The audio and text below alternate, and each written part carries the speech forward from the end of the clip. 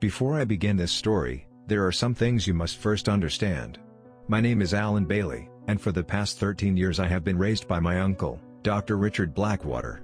These circumstances came to fruition when my mother and father both died when a drunk driver decided to rearrange their 1998 Ford Explorer on New Year's Eve in 2007. During the following 13 years I was placed in the custody of my mother's brother, who was my only living relative at the time. My uncle Richard had a doctorate in theoretical physics and a master's degree in theology. And while I've never been much of a believer in some cosmic entity with a big white beard in the sky watching over all of us, my uncle had always been a strong one. While I say a believer, perhaps I should have reframed that and say he was a spiritual explorer. His life obsession had always been the search for one thing: to actually find God.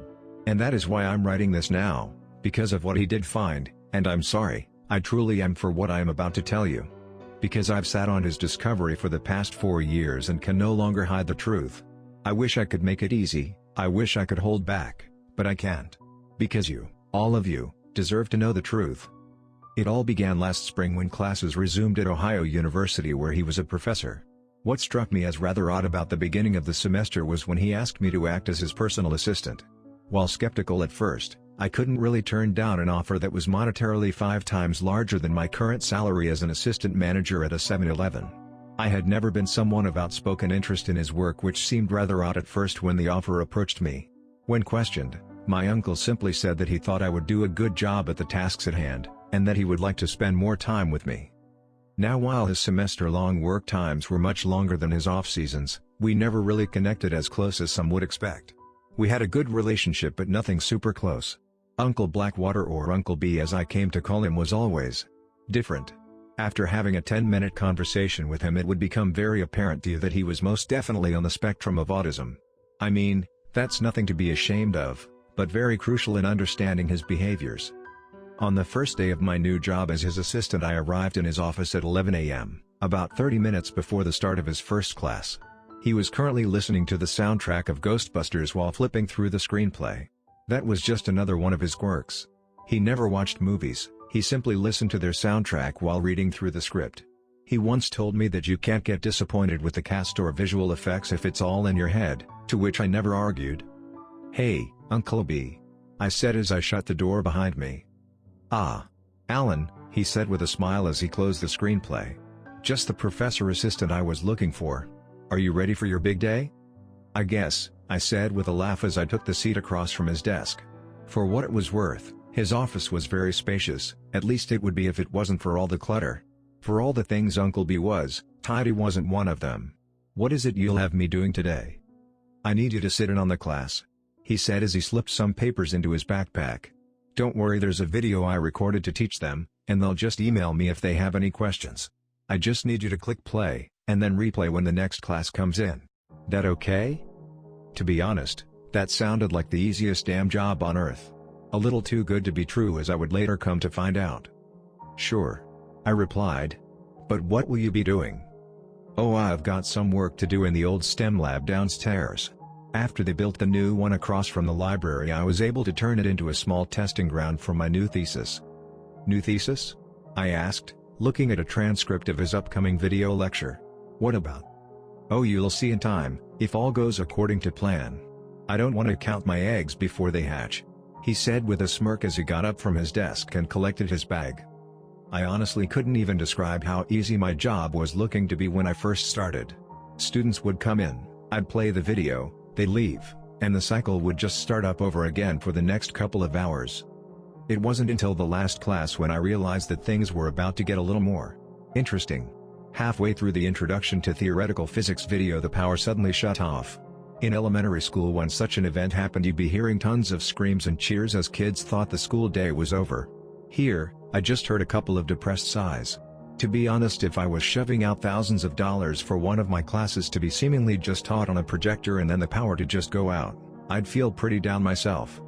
It wasn't until I reached for my phone to text my uncle that I realized that it was off as well. Which was strange, as it had been on 56% just about 5 minutes ago when I was checking my Facebook notifications. With me just sitting there awkwardly, not really having any idea what was going on, it didn't take long for the class to eventually get up in a mass exodus out of the auditorium. Although what I did notice was none of them had been on their phones as they were making their way out. Not a single one. With no students left and only the emergency-powered lights illuminating the area, I made my way out of the campus to get my portable phone charger out of my car. Making my way over to it, I had some trouble getting in as my key fob didn't seem to be unlocking my Corolla at all. Realizing the fob battery was probably dead, I just used the key to unlock it and retrieved my charger from the glove box. Leaning against the driver door, I plugged in the charger cord into my phone to see what the base charge was, but my screen remained black. When I checked to see if something was wrong with the charger, it wasn't showing that it had any power. This was impossible, of course, as I had just left it at full charge 3 days ago and hadn't even used it since. Before I could get really frustrated, every single car in the parking lot suddenly exploded in a chorus of burglar alarms that almost made me soil myself. Instinctively I reached for my keys to click the alarm off, which surprisingly worked the first go as it silenced my car. But I was almost too distracted by the screeching armada of alarms going off to feel the vibrating going off in my pocket where I had just put my phone back into. When I pulled it out, my phone was suddenly back on with a battery level of 50%, and a notification that Uncle B was calling me. "Hello?" I nearly yelled into the phone as I tried walking back to the campus to get away from the alarms. "Alan?" He responded hysterically. "Alan, where are you?" I went outside to get my phone charger after the power went out. "What's going on?" "Meet me back in my office. This is Big Alan. Just hurry." With that he hung up the phone. At the time I didn't really know why, but I had this lump in my chest. The kind you get when you know there is a storm on the horizon, that something was coming. Making my way to his office, I noticed that the power inside the building seemed to come back on as well. Everything seemed to return to normal, right? I thought so as well until I opened his door to see Uncle B hunched over his desk, trembling. To give a bit of background, I've never really ever seen him upset like this. I had seen him cry a little over my mother at the funeral, but this wasn't him sad. To borrow a term from this generation, he was shook, right down to his core. "Uncle B?" I asked, concerned as I kneeled down beside him. "What's wrong?" "I think," he said in a whisper, "I think I found them." "Found who?" He then turned to me with a face I was all too familiar with. The face of a child that had just learned that both of his parents were now dead and gone forever. "I think I found them all." "What are you talking about?" I asked as that lump in my chest seemed to gradually grow. He didn't answer me. Instead he got out from his chair and began to walk out of his office. As he exited the door he turned back to me. "Common, I need you to see this. I have to make sure I've not gone insane." When he said that to me, there was a small voice in my head screaming for me to get up and get as far away from that campus as possible. But I didn't listen. My curiosity got the better of me. So at that moment I made the biggest mistake of my entire life. I got up out of my seat and followed him. The path down to the old STEM lab downstairs was filled with the kind of wet and silky air reserved for most abandoned basements. It honestly looked like the stairway and adjoined hallway hadn't been cleaned in years. The door to the lab was wrapped in chains with a single lock in place. Uncle B pulled out a key with his shaking hand, steadied it, and with a clanking of chains which echoes reverberated down the hall, the door was unlocked. The interior of the lab was less of something you'd see in a college campus and more like a mad scientist's laboratory in a classic 80s sci-fi flick. 4 large Tesla coils stood equidistantly from each other in the center of the room, while several boxes of machinery filled with colorful blinking lights lined the walls.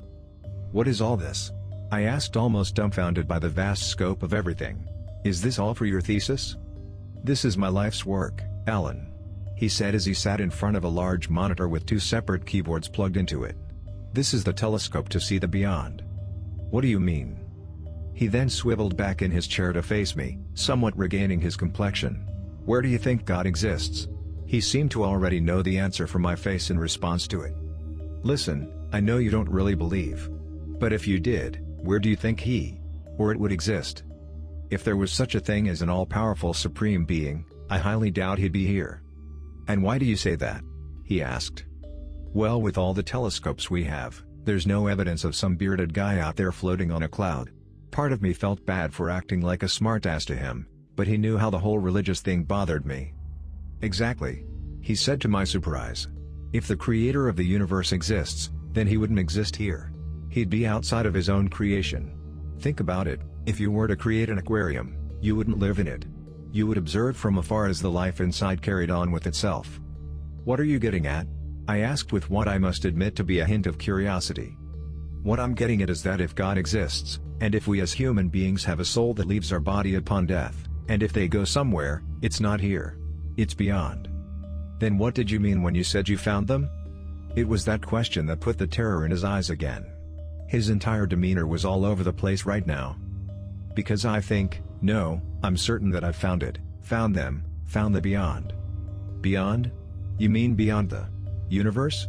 Sorry, but how the heck is that even possible? With that, he said, pointing at the Tesla coils. You see, I have detected a subwave channel of energy that's seemingly everywhere.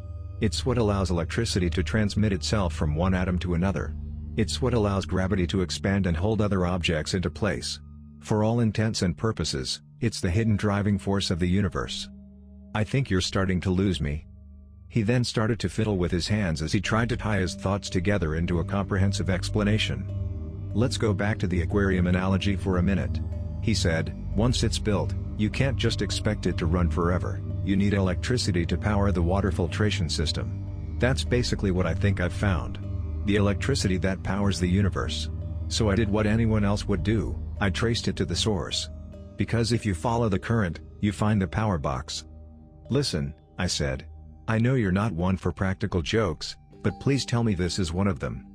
This is no joke. He nearly shouted as he jumped out of his chair. I saw it. You what? I saw it, just for a moment.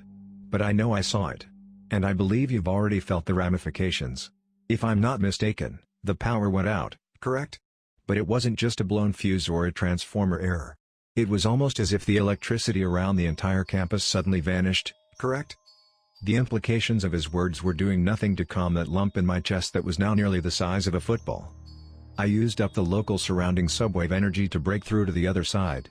But now that I have the backup systems up and running, we should be able to look through much longer and actually figure out what's beyond. But that's why I need you, Alan. He reached out and gripped my wrist. I can't do this on my own. This is the very definition of unknown territory, and the thought of that terrifies me. If I'm going to do this, I need you by my side.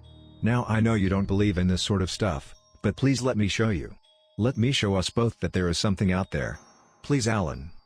I couldn't say no to him, to those pleading eyes that reminded me so much of my mother.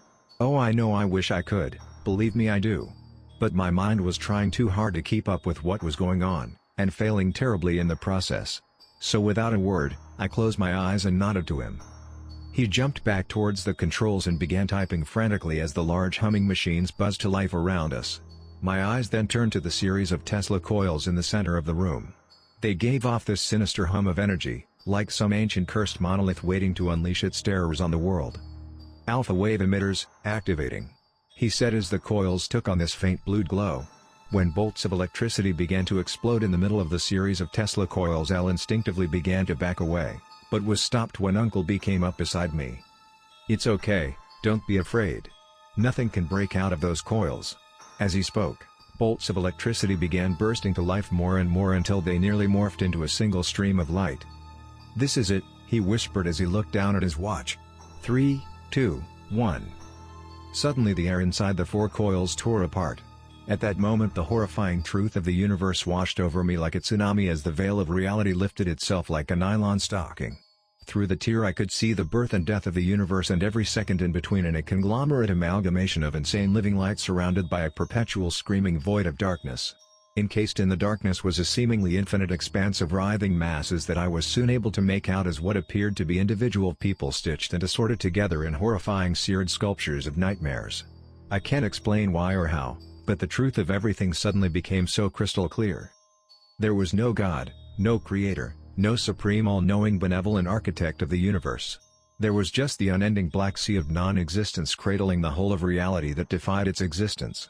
The energy my uncle detected didn't come from a creator, but from the very paradox formed by creation itself existing. There was never meant to be a universe. Time and space were all acts that defied the nature of the nothingness that existed eternally before. And worst of all, there was no explanation for it. No great and powerful causal agent that set everything in motion in the arms of destiny. It was all simply a freak accident to which no side understood. Reality buckled and howled at its own defilement of the true laws of non-existence. All the black void of the antiverse screamed in protest of that which it now held. There was no reason for anything, there was just complete chaos. And as for the nightmare conglomerations of bodies writhing in that chaos? Those were the souls of the dead. They themselves were also a blasphemous abomination to both creation and non-existence. Their forms were unbound and excruciating. Billions all cried out for their gods that never existed, all to end their suffering that would perpetuate until time itself became meaningless. That, I realized, was the destination to which all humans were headed. That was hell. No. I could vaguely hear my uncle scream in protest against the amalgamation of terrors. No. No. No. He continued to shout in the howling abyss. This can't be it. No. I couldn't stop him from reaching out to topple the coils down to the ground. My body was frozen in place. As he grabbed the nearest one, the tear instantly closed as a series of bolts reached out and struck him. The coil itself burned red hot, turning his hands into charred black fragments of what they had once been. It was all over in a matter of seconds. Then the entire room exploded into darkness as the machines died, while I remained there frozen, alone. It only took an hour for the power of my cell phone to come back. After calling 911, I sat in the corner, trying my best to come to terms with what I had seen. Uncle B remained sprawled out on the floor of the lab, smoke rolling out of his body. It's been 4 years since that day and I've done my best to mentally recover as much as anyone can from what I had seen. But the truth about the final resting place of my mother, father, and my uncle, along with the rest of the human race, still lies there in the back of my mind like a cancer. H.P. Lovecraft once said that the oldest and strongest kind of fear is fear of the unknown. I'd have to disagree with him though, because I'm not scared of the unknown, I'm terrified of the beyond.